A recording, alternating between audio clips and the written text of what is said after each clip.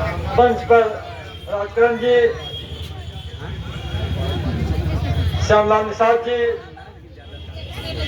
राम जागद यादव जी और तमाम लोग मंच पर बैठे हुए हैं, उन सभी का हार्दिक अभिनंदन और अभिवादन।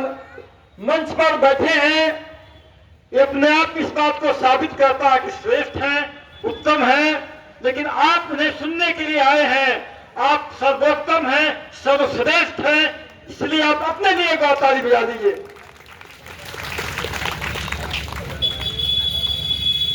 सम्मानित साथियों, मैं आज खुशी से गदगद हूं कि इस कार्यक्रम में हमारी बहनों की उपस्थिति बहुत ज्यादा है।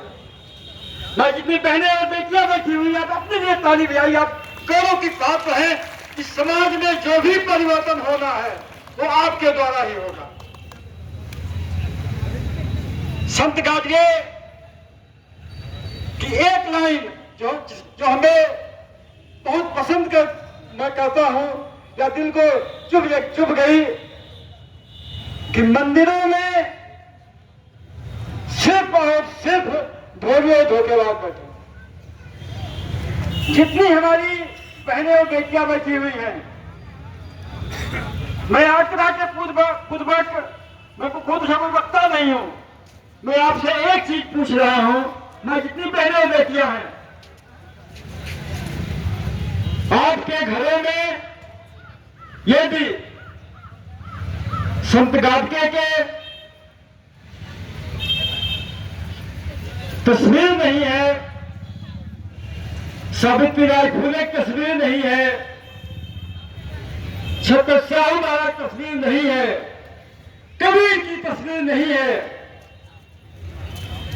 मानव काशीराम की तस्वीर नहीं है, बाबा साहब अम्बेडकर की तस्वीर नहीं है, इन तस्वीर को अपने घरों में लगाएं। आपके उन्नति के द्वार यही खोलते हैं। कोई देवी देवता आपकी प्रगति करने नहीं आएगा, आपकी प्रगति का उन्नति का द्वार नहीं खोलेगा। मैं एक बात बहुत साफ कह रहा हूं अपनी बहनों से, अभी अगले महीने 14 अप्रैल आने वाला है। ये सभी बच्चे जय भीम जय भीम, लेकिन उन्हीं को मैं देखता हूं जब अवसर को आता है तो जय माता दी जय माता दी। आप दोहरी जिंदगी मत जिए। जो दो पैर पर दो नाव पर पैर रखते हैं, उनका क्या हाल होता है वो आप जानते हैं। इसलिए कथनी और करनी दोनों में फर्क मत कीजिए। यदि आप संत गाडगे के जन्मदिन समारोह पे यहां आए हैं तो कम से कम हमारा निवेदन है, आग्रह है, अपील है कि आप मंदिरों में जाना छोड़ दें, दान देना वहां छोड़ दें।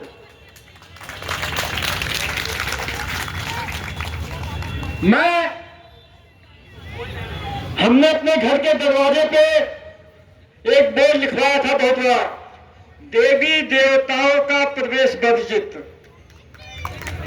उसमें तमाम लोग जो उस विचारधारा के, मनवादी विचारधारा के आते थे, भाई खड़े कर वापस चले जाए। 2 हफ्ते के बाद मैं सुल्तानपुर आया था, उसे फाट से फेंक दिया। वे कौन से लोग हो सकते हैं, कौन से लोग हो सकते हैं लोग जो हमें पाखंड की तरफ ले जाते हैं। इसलिए मैं अपनी बहनों से मेरा विशेष निवेदन है, आप व्रत रखना ये सब छोड़ दीजिए। आपके घर में ऐसी कोई देवी पैदा हो जाए से आपके 4 हाथ पैर हैं जिन्हें आप पूछती होंगी, अगर ऐसी बेटी आप घर पैदा हो जाए तो आप क्या कहेंगे, हमारे घर ऑक्सीजन पैदा हो गई, यही कहेंगे ना।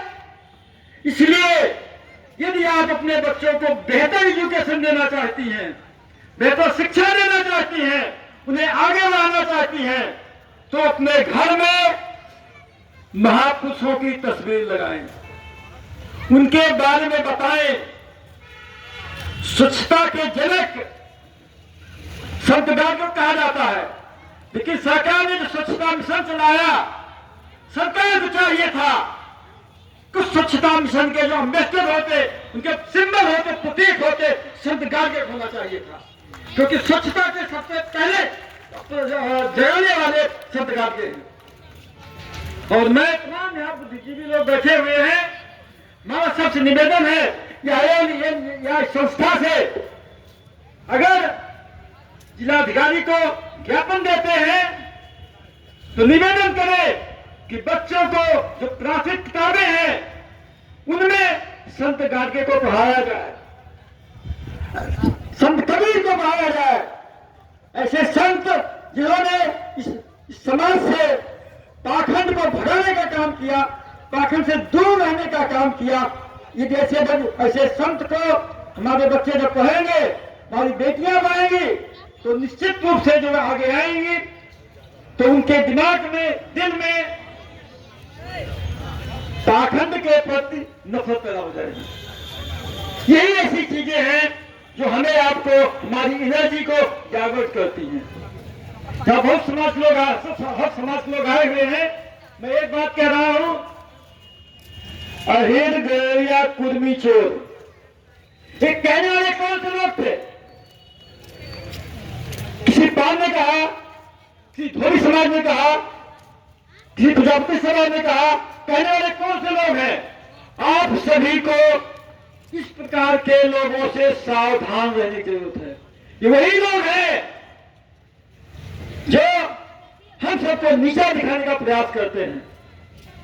मैं अपनी बेटियों से, बहनों से मैं एक निवेदन कर रहा हूं, आपका बेटा या बेटी जब स्कूल से आता है तो आप सिर्फ इतना उनसे पूछ लीजिए कि आज स्कूल में क्या पढ़ाया गया। यही इतना पूछना ही उस बच्चे की प्रगति की सीढ़ी बन जाएगा। और एक बात और, आपका बेटा और बेटी जिस स्कूल में पढ़ते हैं वहां पर जाए, उनके क्लास टीचर से मिले। यदि आप महीने में एक बार भी चली गई तो उस टीचर की निगाह उस बच्चे के ऊपर होती है। मुझे अच्छी तरह याद है, मैं 10th क्लास में था, पिताजी हमारे पढ़े लिखे नहीं थे, लेकिन वो स्कूल आते थे तो कहते थे जो साइंस पढ़ाता है उनसे मिला दो, जो अंग्रेजी पढ़ाता है उनसे मिला दो, जो गणित पढ़ाते उनसे मिला दो। तब मैं सोचता था कि पिताजी को तो कुछ आता नहीं, ये उनसे क्या बात करेंगे। लेकिन ये बहुत सारी बातें हमें बाद में समझ में आई कि उस टीचर की निगाह हमारे ऊपर होती थी। इसलिए मैं सभी से मेरा निवेदन है कि यदि बच्चे पढ़ेंगे तभी हम आगे बढ़ेंगे। हमारा फोकस शिक्षा पर होना चाहिए, जिस पर संत गार्गे बार बार कहते थे कि यदि आप पास बर्तन बेचना पड़ जाए तो भी आप अपने बच्चों को पढ़ाओ। और बच्चों को आगे बढ़ाने में जितना अहम और हमारी बहन और बेटियों का है उतना किसी का नहीं है। और पाखंड अंधविश्वास से जो लड़ाई है हमारी बहन और बेटियां ही लड़ेंगी। इसलिए मैं अपनी बहन और बेटियों से फिर एक बार आग्रह कर रहा हूं कि आपके घर में जो काल्पनिक देवी देवता है, जो आपकी रक्षा नहीं कर सकते, आपके विकास में बाधक ही बनेंगे वो लोग। इसलिए आप अपने घरों में जितने हमारे बहुजन के नायक हैं, संत हैं, आप उनकी तस्वीर लगावे।